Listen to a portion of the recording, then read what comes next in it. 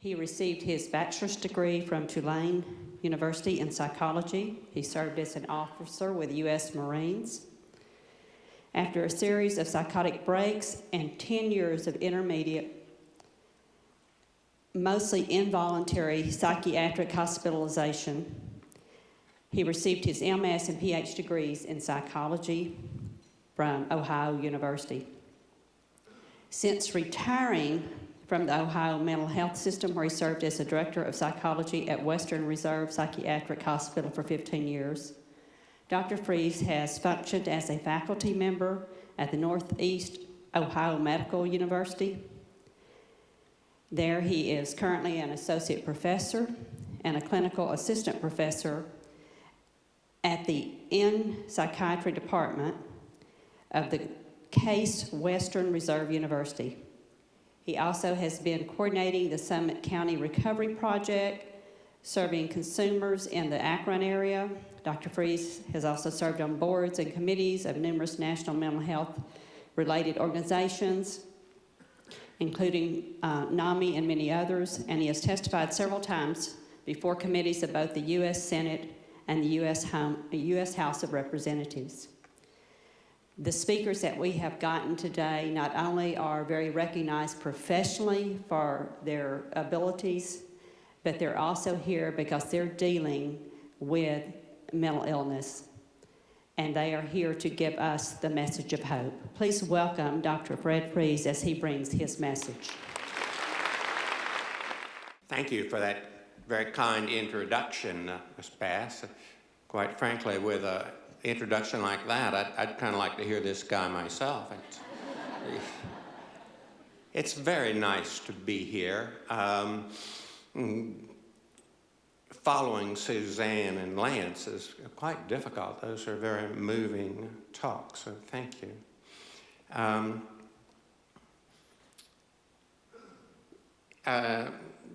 This slide is some of my credentials here, and after that introduction, you know a little bit about me, but I don't know much about you, and maybe some of you don't know much about each other.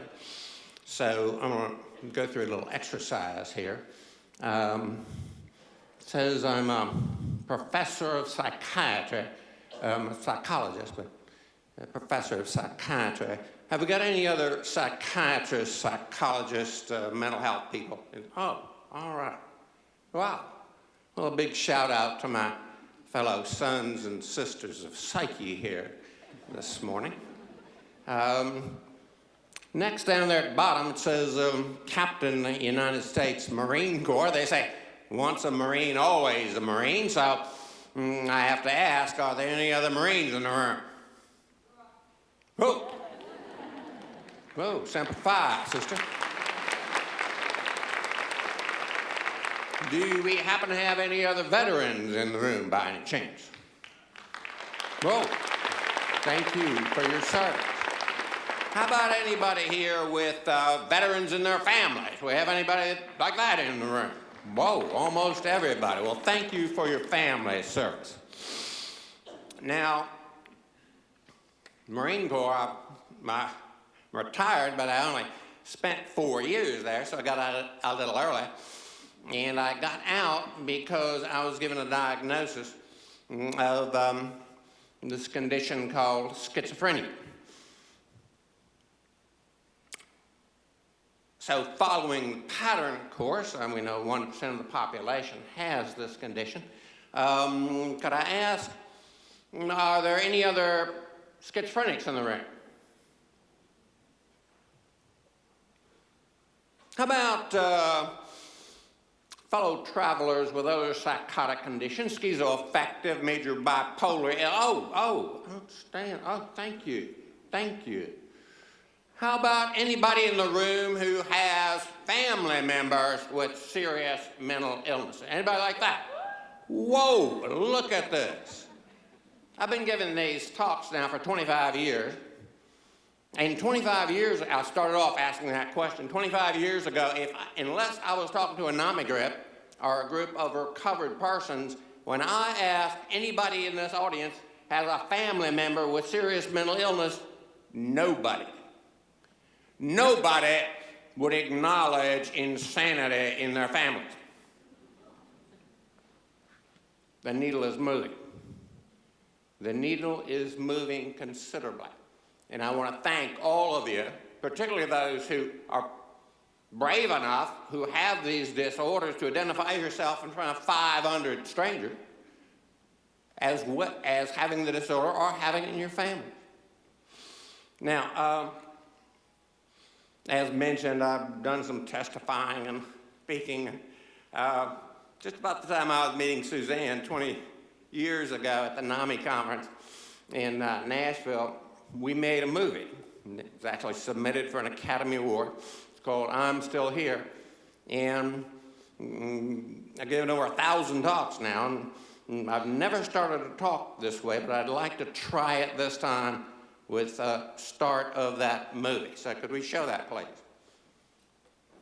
Now, I want to do this in a comedic vein, so here's the way it is. About 30 years ago, I was walking along, and I heard this voice. And the voice said, excuse me, and I said, yes, and it was the Lord's voice. And the Lord said, I've got a mission for you. And I said, I was about to come out of the service, and I wanted to do something, maybe a doctor or a lawyer or something. And the voice said, yeah, I think you ought to spend the rest of your life as a crazy person. And I said, wait a minute. I was really planning to be a doctor or a lawyer or make a real contribution here. Can we talk about this being a crazy person for the rest of my life? And they said, no, you're just going to be a crazy person. So I said, oh, please, Lord, I don't want to be crazy. I won't do this.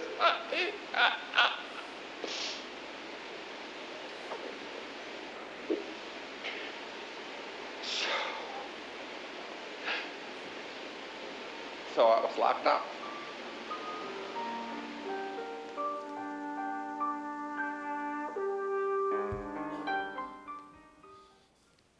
I don't know who that young guy was up there.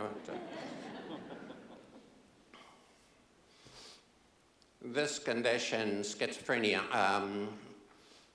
which I've had for 25 years now and live with, things have changed. They've changed considerably. And that's what my talk is about, is how it has changed. Now, back in the Bible, of course, they had Nebuchadnezzar going out and eating the grass for 10 years. You had Ezekiel watching those bones dance around and eating his own dung there. He was one of our people, all right.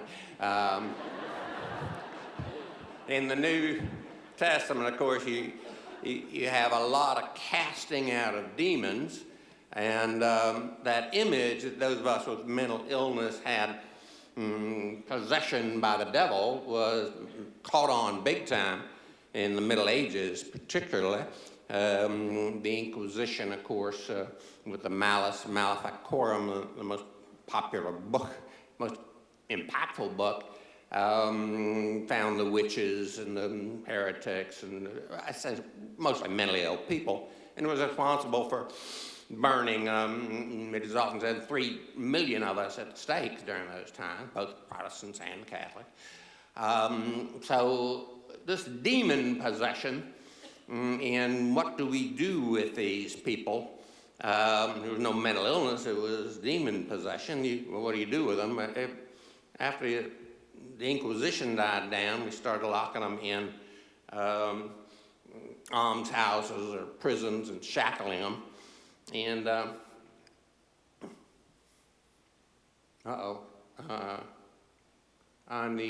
there we go. Now, I'm told there's several ways you can work. Oops. All right. Let's see. I've got to talk here. I'm sorry. Could I get some help to get that second?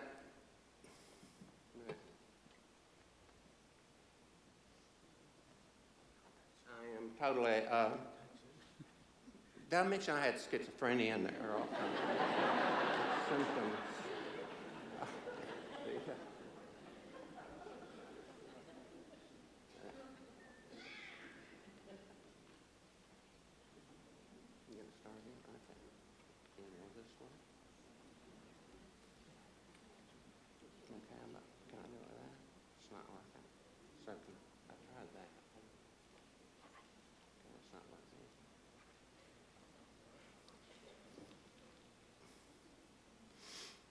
Okay, there we go. Thank you. And what do I do? Just click here.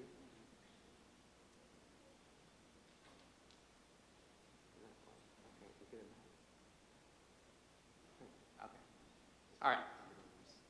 Over there. Okay, thank you very much for your guidance. This is an iconic picture of Philip Pennell, who is said to be the founder of psychiatry. And he is letting, in the women's facility, unchaining them and giving them freedom. And this is where the discipline of psychiatry started. In other words, it was lamenting the conditions that these devil-possessed people were being put under and turning responsibility over to medicine, this new discipline to be called psychiatry.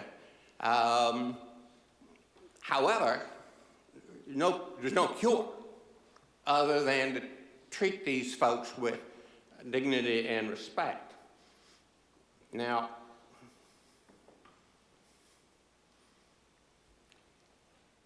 what they did was they took people out of the cities, and retrospectively, just in the last couple of years, we now know that being in a city gives you 3 times the likelihood of coming down with serious mental illnesses being in the country. So they had an idea for it.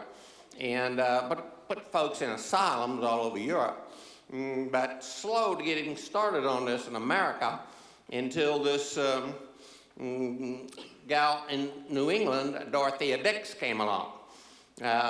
Miss Dix was a very religious gal. She was actually going out teaching Bible studies in the jails and prisons, and got very upset because of the way the mentally ill were being treated in those jails and prisons. She went to Europe and she saw the asylums over there, came back to this country, and had political influence, mainly because a high-ranking official, happened to be her second cousin, fell in love with her, and they're engaged. But she established a relationship with the president, Millard Fillmore, and got him to agree that we would put up asylums for these individuals with mental illness throughout the country. And with his endorsement, worked to get the bill through Congress and got it through both houses. But by the time it got to the president's desk, it was a new president, Franklin Pierce. And President Pierce said, well, this is a wonderful idea, but it should not be the federal government responsibility. It should be the states. And so Dorothea Dix, probably in a manic state, went around to every state and most of the territories and got them to build the sanctuaries, or the asylums, where individuals would not have to be locked up in jails and prisons, but could be cared for, well, cure, but at least it gets them out of the hustle and bustle of the city and gives them some place to live.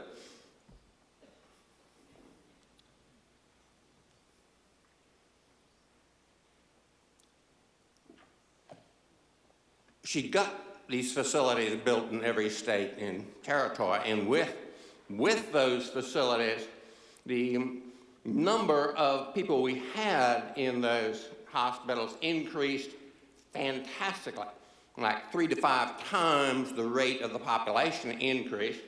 And by 1950, we had over 500,000 folks in those jails and prisons. Now, come 1950, a very interesting thing happened, and I was reviewing the podcast of this gathering from last year. And you had a Baylor psychology professor, Dr. Stanford, I believe his name was, and he said, until the 50s, I don't know if he's right, this is what he said, until the 50s, the churches took responsibility for the seriously mentally ill.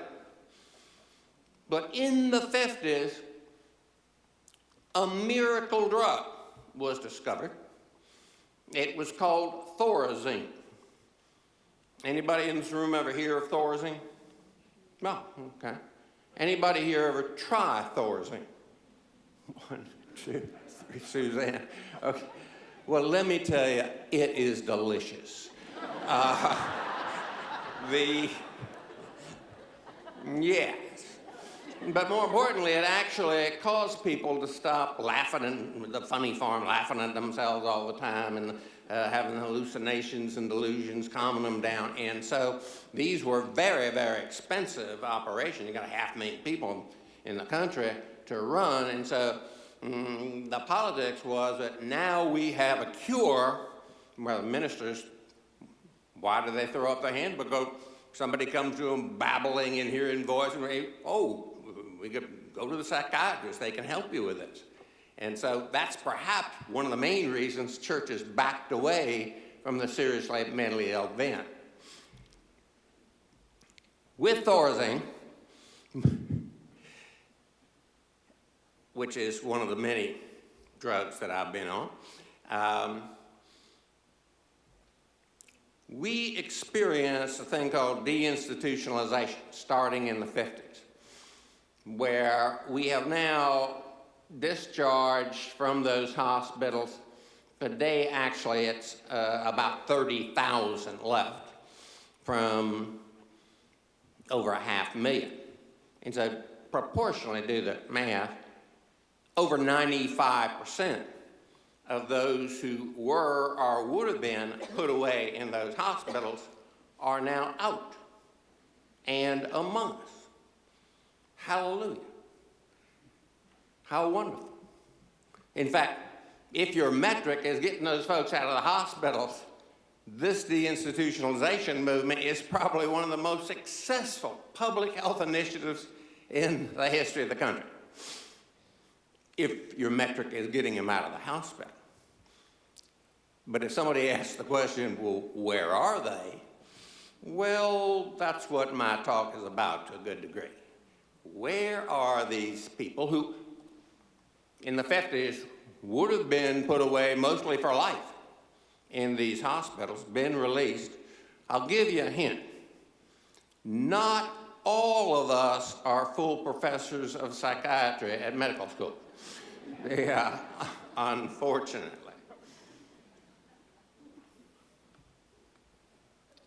Now, this is how I got in this game.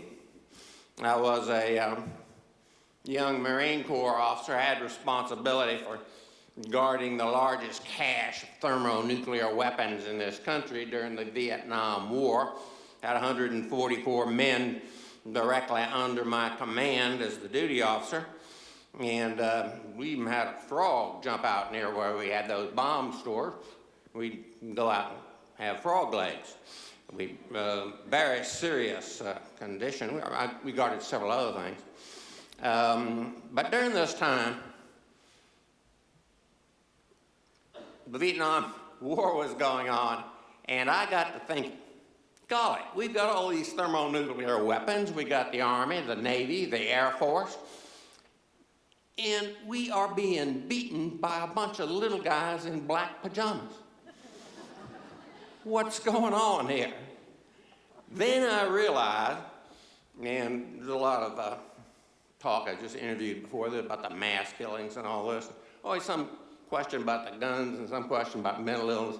Also a question about movies and TV and the video games. Well, in my case, back then, I had just seen what is historically a very important movie called The Manchurian Candidate. Anybody see this thing? They made a... And the theme of that was, we all knew this, when I was growing up, going to high school here in Texas, We knew America was the land of the free and the home of the brave, and we had never lost a war. And then Korea came along, and we lost it. Or at least we didn't win it. And everybody knew why. Because, reflected in that movie, the Chinese communists had developed a new thing called brainwashing. And they could get a hold of our troops and they could brainwash them. And as shown in the movie and the book, they could actually, it was like hypnotic control over the soldiers after they returned to this country. And of course the movie has one of them shooting the president and this sort of thing. Well, it was obvious to me these Asian communists had this secret brainwashing mechanism. Obviously the Vietnamese also had this. And for some reason, we weren't winning this war because the high-ranking officials in this country, the generals and the admirals and the politicians, weren't letting us win. And the reason for that was because the enemy had hypnotic control over the big bosses. And so I was just as sure this is why we were not winning this war as I am that I'm in this room today. And so I thought, well, what do I do with this information? The government ought to know about this. And so I thought, well, who on the base would know the most about hypnosis, brainwashing? That would be obviously the base psychiatrist. But when I called him up, he agreed to see me right away. It was, well, I went in and I told him about my great discovery, and he listened very nicely. But he must have pushed a secret button down there or something, because when I got up to leave, I had two guys in white coats on either side of me. I think one of them might later have been elected governor of Minnesota from the size of them. They escorted me into the psychiatric ward and into an isolation room, and I'm in the isolation room. Now, I am not stupid. I mean, obvious, right? That psychiatrist is under the hypnotic control of the enemy. And so he's going to tell the enemy, and they're going to send somebody with a long rifle, and they're going to shoot me through the window. And so I'm squunching down, scared as can be, demanding the last rites. And I'd only move with my back against the wall. And anybody came to see me, I'd check them out to see if they were under hypnosis. And then I got a peek at my record, which I wasn't supposed to see, but it said, Lieutenant Frese, paranoid schizophrenic. Can you believe this? Here I am, busting my chops in the middle of a war, working 24/7 to make sure those thermonuclear weapons and the intelligence center for all Europe are safe and protected, and now they are calling me a crazy person. They just selected me for promotion to captain, and now I'm crazy. But, and here's the way it works, I'm not crazy. No, you see what's happening is the government knows, the enemy knows about me, and they don't want the word out. So the government has labeled me as a crazy person, so the enemy will think, oh, nobody's going to listen to him anyway. So nothing wrong with me. All I have to do is wait until this blows over, and then I can go on with my life. I've done my duty.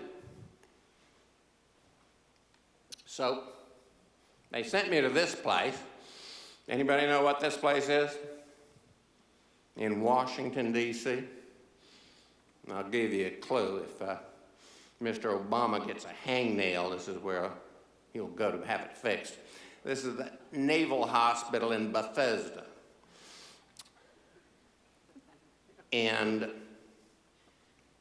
Bethesda, of course, is Hebrew for house of mercy.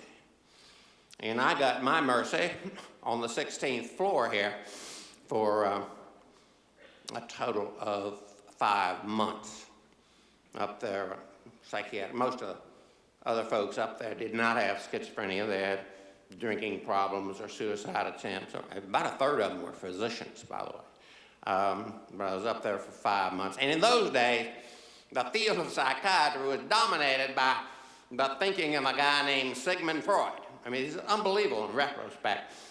Because I went to a lot of psychiatrists' offices. I could not go to a psychiatrist's office without seeing a big, nice picture of Sigmund Freud on the wall, unless there was a big bust of Sigmund Freud in brass on the desk. I mean, you could rub his nose, and it was... And Sigmund Freud told us about psychiatric conditions. What were they caused from? They were caused from childhood trauma. And schizophrenia is considered to be the most devastating of all psychiatric conditions, so that it is something that happened to that person in their childhood. They've repressed it, they can't remember it, we'll get them to remember it, and that'll cure them. So, the psychiatric conditions, who's responsible for you when you're a child? Your parents, right? And more one of those parents than the other, that's the mother. And the theory was, they actually had a name for it, that the schizophrenia was caused by the schizophrenogenic mother. It's something that mother did to you that caused you to be this way. Yeah, she used a thing called double-blind communication. Any time the little child had a birthday, he'd get 2 presents, and no matter which one he started to play with first, she could say something like, "What's the matter, darling? Didn't you like the other present Mommy gave you?" Guilt tripping, love withholding, refrigerator-hearted, schizophrenogenic mother was the cause. And the way that we heal someone is to get them to talk about their childhood abuse by their mothers. And so Thorazine had just started, but that was just to calm you down so you could benefit from the let's talk about your mother therapy. And so every day or so I'd walk down the hall, go into the therapist, psychiatrist room, little chit chat, and then let's talk about your mother. Now, let's talk a little more about your mother. That's real good. Now let's uncover a little bit more about your mother. Wasn't long before I'm thinking, what about your mama? Because, I mean, no mother's perfect, but come on, guys. I mean, it wasn't that bad.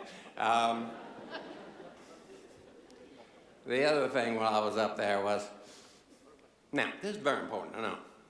In schizophrenia, the cardinal symptom is a delusion. Well, what's a delusion? A delusion is a false belief. That's what it says in the DSM. And that is true. But it's not the whole truth. The whole truth is that a delusion is a false belief to other people. But it most definitely is not a false belief to the person with the delusion, because if the person with the delusion knew it was a delusion, then it wouldn't be a delusion, now would it? And so when you come down with schizophrenia and have that delusion, you cannot know that there's anything wrong with you. You have an absolute firm belief. And so many of us don't take medications. Well, they have side effects. Why should we take medications for something we don't have? 50% of us during our lifetime never accept the fact that we have this disorder. In fact, I was hospitalized 5 times before I began to think, nothing wrong with me, but there's something wrong somewhere. And I began to piece it together that I had the disorder. Now, I had the disorder, but I didn't, in my mind, I did not have the disorder, but I knew when I was released there was going to be a difficulty because all of the questions on job applications said, do you now or have you ever been under counseling or psychiatric care? And I'm not going to lie, and I know if I put yes, they're not going to get the job. So this is America. What do Americans do when you can't get a job? You go to school, right? So I thought I'd go to school. I identified this graduate school in business, and they wanted grades. They wanted graduate record exam scores. I had those. They weren't the best in the world, but I had them. And then the barrier came up. They wanted 3 letters of recommendation from responsible people. Who's going to write a letter of recommendation for somebody just coming out of the psych ward, for crying out loud? Well, turned out I was able to overcome that barrier. I got 3 very fine letters of recommendation, one from a captain, one from a commander, and one from an admiral in the Navy. Now, how do you think I was able to do that? Who do you think were the people with me up on the 16th floor? Now,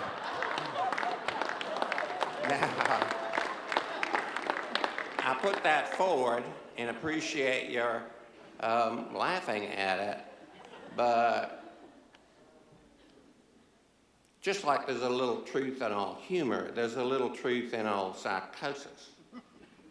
And in this, the truth is, in the last 25 years, there have been tremendous changes in how the mentally ill are treated and how we perceive this. Not enough yet, but tremendous changes. How have we been able to do that? Not by getting down on our knees and holding out our begging bowl and saying, please, mister, I'm schizophrenic, would you give me just a penny? No. What we did was, through various mechanisms, identify those of us with these disorders and our family members who 25 years ago weren't telling anybody about these conditions. And with their help, we have been able to bring forth an awful lot of changes in the last generation. So I got out of Bethesda and went to graduate school. Nothing wrong with me, in my mind. I mean, I was locked up for 5 months, but those psychiatrists had it all confused.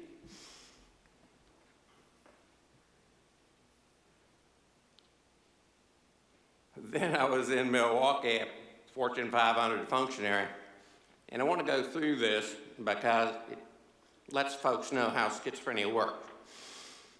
I had the job of interfacing with Japanese, and Japanese are very interesting. They're particularly in that time, they were an oncoming corporate power in the world. They're very much westernized, or they're very much modernized, not westernized.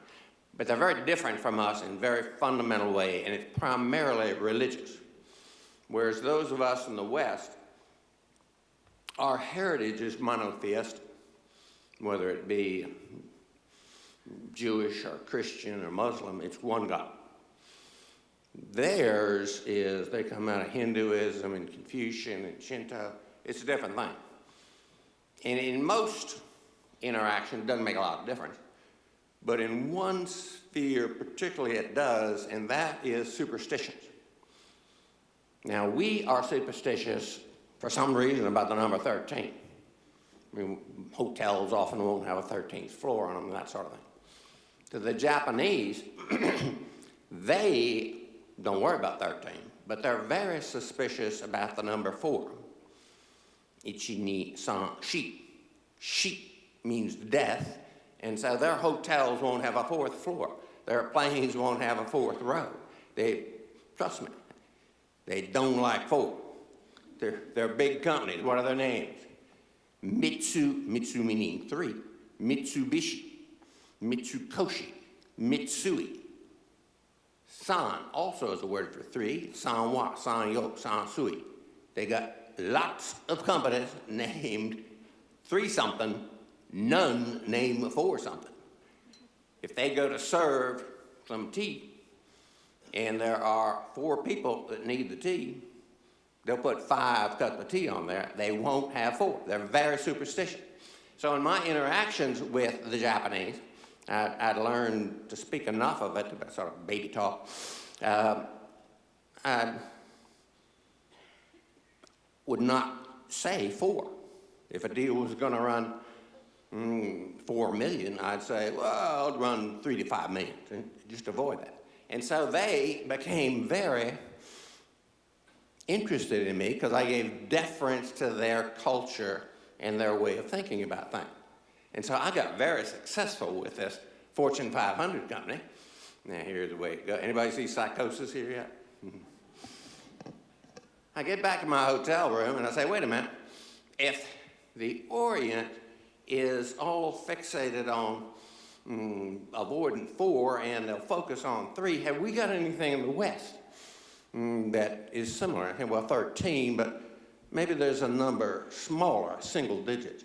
And I'm looking out the window and I'm seeing all these steeples, like this one in Milwaukee. And I'm saying, wait a minute, that one is a Trinity Lutheran Church, and that one is the Trinity. And I said, wait a minute, isn't our Judeo-Christian culture built on the Trinity? Isn't that 3? In our government, don't we have the federal, state, and local? That 3. And isn't that divided with the executive, the legislative, and the judiciary? Isn't that 3? And that flag I was fighting for, red, white, and blue, isn't that 3? And the news that comes in, what do you come in with? ABC, CBS, NBC, FOX, CNN. Anybody see a pattern here?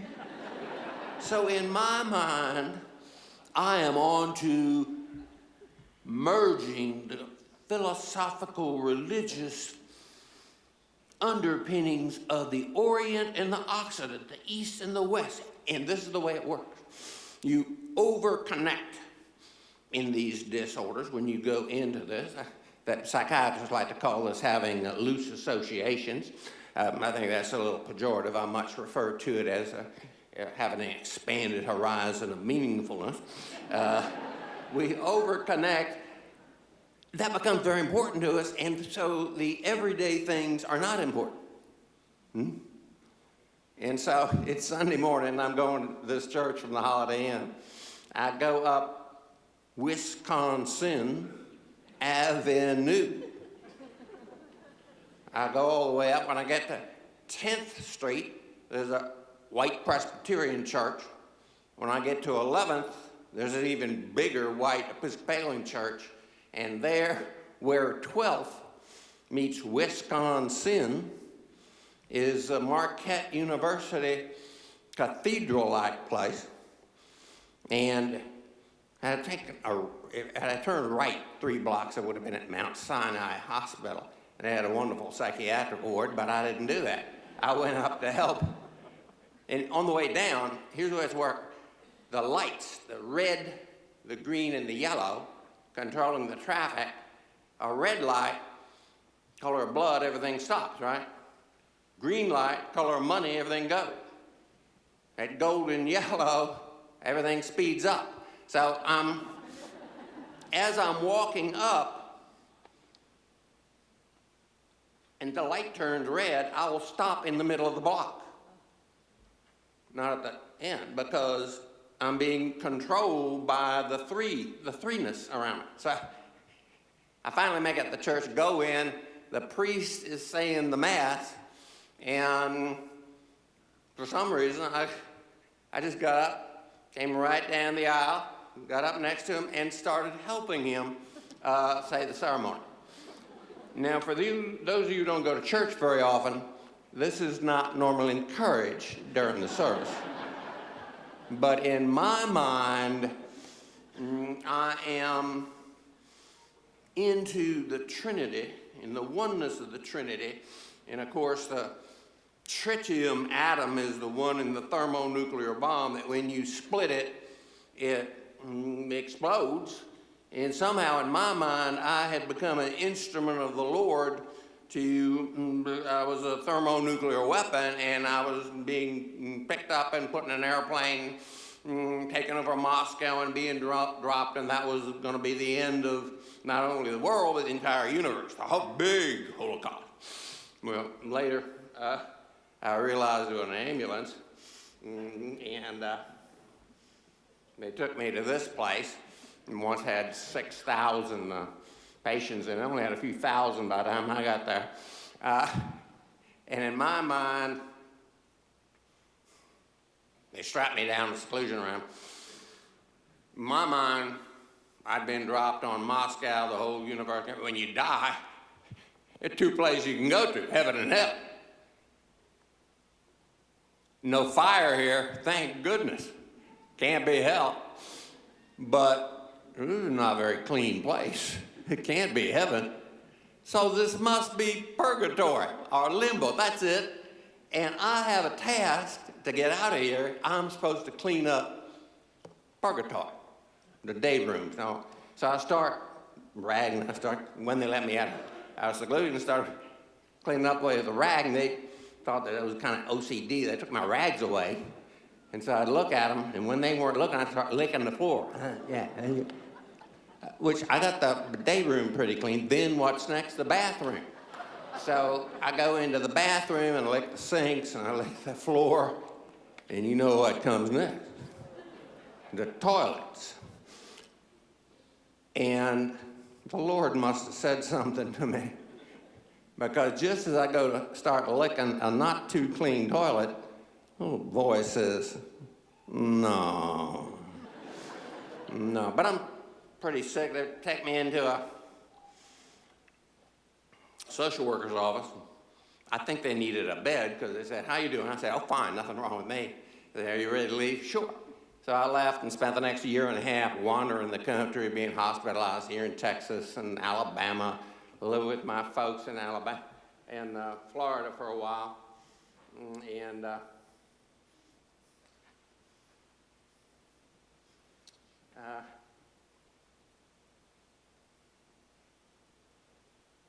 okay. Finally, I got picked up the street in Columbus and taken to this place. Now, in Ohio, we got the Buckeyes. We got a lot to be proud of there, football. We got LeBron James. But in mental illness, we were really proud in that this psychiatric hospital that I was in was the largest psychiatric hospital in the entire country in one building. In fact, this was so big, it was the largest it was the largest building of any kind in the entire country until they built the Pentagon in the middle of World War II. A little change in priorities there. And that's why I was so proud and honored to be a guest in this facility in the summer of '68. And here, the game got serious, because they took me to a court, which I'd never been to before. They asked me if I'd ever been to hospital before. I said, oh yeah, I've been to 5 of them in the last couple of years. They say, you ever been to one for very long? I said, yes, sir, I've been to Bethesda for 5 months. When I said that, the psychiatrist, they all laughed. I said, what are you laughing at? They said, son, nobody told you maybe, but you have this condition called schizophrenia. And essentially, and this is orthodoxy in psychiatry at the time, unlike bipolar illness, if you have schizophrenia, you cannot recover, because your brain is atrophying inside of your skull. And just like the line out of the Beautiful Mind movie, you may look like you're getting better from time to time, but you're not. You will probably spend the rest of your life under the care of the psychiatric hospitals. With that, the magistrate bangs his hammer down and says, I hereby declare you to be an insane person under the laws of the state. and remand you indefinitely to the state hospital system. That was not a real good day for me. I had other plans. Fortunately, they figured out I was a veteran, shipped me down to the Veterans Hospital, and that's where I had my turnaround. My turnaround, as I see it, was because a guy in a white coat comes up and gives me all these psychological tests. He comes back 3 days later and says, has a sad look on his face. I said, "What's the matter, Doc? Didn't I do well on your exam?" He said, "No, Fred, you did very well. In fact, had it not been for your having schizophrenia, you might even have become a professional." Now, when I heard that, it was sort of like, I think I must be the kind of guy that likes a challenge with the Marine Corps and all. Did I mention that I married a Roman Catholic nun 37 years ago? Yeah, we have 4 kids. Kind of guy that likes a challenge, because when I heard that, I said to myself, "Oh yeah." And so when I got out, I got a job in the back wards of a psychiatric security hospital and worked for 3 years, went back to graduate school, had a couple of breakdowns while I was there. When I got out, went back to work with the Department of Mental Health, and 12 years to the month from the time that I was declared insane, officially, I was promoted to be the director of psychology at the state's largest psychiatric hospital.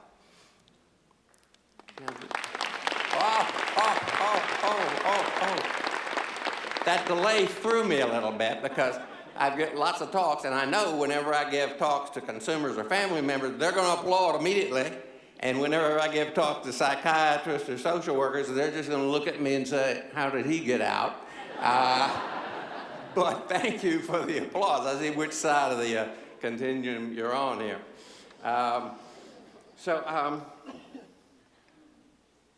Things have changed tremendously. Figure out how to do this. However, the question is, where have all these folks gone? In the 80s, we found out they were homeless. Headlines in USA Today in 07 saying we were dying 25 years earlier than our life expectancy, which meant a lot of them were dead. And more recently, and finally, the headline, we got 10 times as many of us with serious mental illness in jails and prisons as we have in psychiatric hospitals. This is the one where our politicians have begun to move. We now have 3 bills, 2 in the Senate and 1 in the House, designed to decriminalize serious mental illness. Now, meds are getting better. We have a new creation that we've started called outpatient commitment. You don't have to commit somebody to a hospital, one of those dungeon-like places anymore. You've got long-acting medication. You can give somebody a shot that'll last as long as 4 months now. So we got lots of ways of doing it. We're finally addressing this problem. One of the reasons the Sheriff's Association put this graph out, it showed that in 1840, 20% of the folks in jails and prisons were seriously mentally ill. When we put those asylums together, we dropped that to about 2%, but slowly as time goes by, actually today, we're about 20% again, exactly what we were before we started. So right now, we've got initiatives, finally, and we just got laws passed in about 28 states that we can get treatment over their objections to people who don't know that they have these illnesses. So things are getting a lot better. As Suzanne mentioned, personalized medicine with genetic mapping we're finally getting some solid results from that. I was personally involved in a project called Matrix, because it turns out while people hallucinate and have delusions, the reason we have 85% of us don't have work isn't because of the delusions and hallucinations, it's because of our cognitive deficits. And so 20 years ago, the FDA and NIMH and one token schizophrenic on the committees started developing a program called Matrix, which was to develop medications for the neurocognitive deficits in schizophrenia. Just in the last month, we have 2 of those medications. It's taken 20 years now, have gone into phase 3 trials. So we have real hope on the horizon coming up. One of the worst things about this disorder, in this case it's terrible, is a total inability to time a talk so that it fits within the allotted space. So I'm going to have to jump over an awful lot of our advocacy activities, which really, I'll do one thing, because hey, who's that, by the way? Suzanne and I are co-authors on a number of articles about the recovery movement, and you can get better. But I do want to show, we have a number of recent research studies that show that individuals with schizophrenia actually have certain skills, perceptual and cognitive skills, that are superior to those in the normal population. One of them is this Ebbinghaus illusion. If you look at this and ask which circle in the middle is the largest, a lot of people say the one on the right.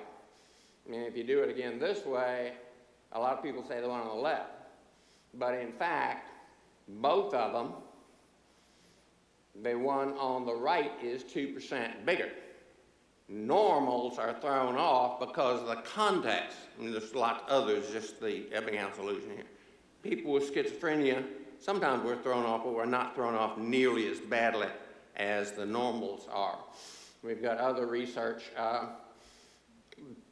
showing the conclusion of this study is in schizophrenia there's an enhancement of theoretical rationality. I'm suggesting, particularly after Suzanne's talk, we got different types of schizophrenia. But in this study, they found that people with schizophrenia were more rational with their tests, but they sacrificed common sense. In other words, everybody knows it's true, except the schizophrenic who figures it a different way. Finally, we do things with that expanded horizon of meaningfulness. I'll give you a quick test to see how much schizophrenia you have. I'm going to show you a picture of a very famous person. I'm going to show you 5 pictures, and they'll be more pixelated as we go up. When I ask you, do not yell it out if you notice, if you recognize who this picture is, because other people in the room are working on it. Okay, there's the first picture there. Don't yell it out if you know who this is. And second picture. Third picture of famous person. Don't yell it out. Fourth. Fifth. Anybody in the room who doesn't see Marilyn Monroe up there? It's not Marilyn. It's George Washington, of course. Had a much harder time with this in Canada. But if you give these tests to a person with schizophrenia and normals, those of us with schizophrenia, on the average, will pick these up before the normals will.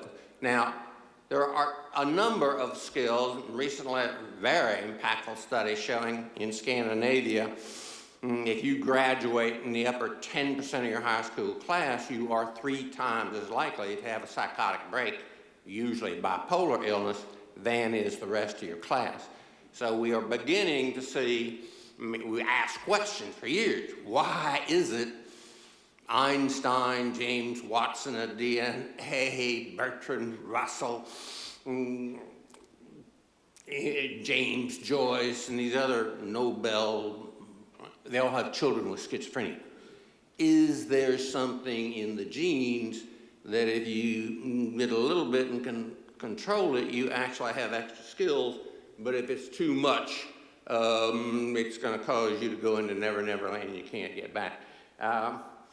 Those are some of the things we're looking at. About 4 years ago, we actually, for the first time, a lot of excitement on schizophrenia research forums.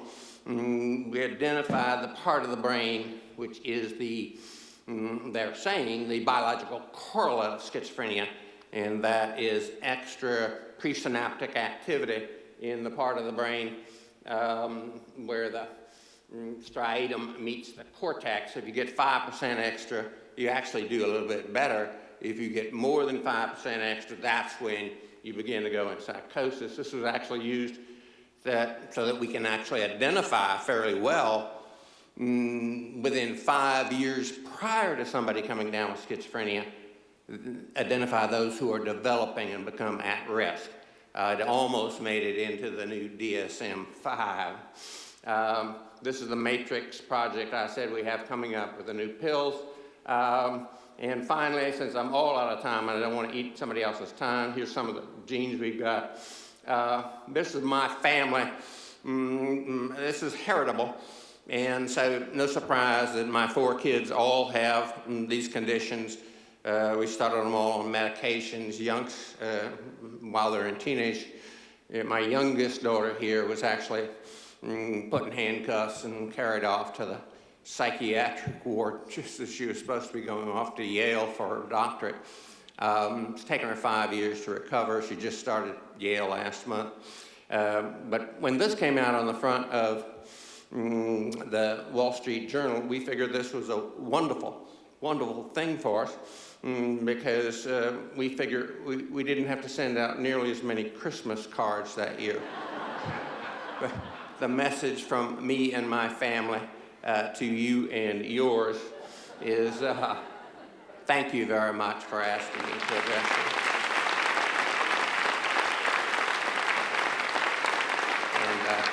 Thank you. And that's my website there if you want to see the other 10 hours of the talk with lots of video. Thank you.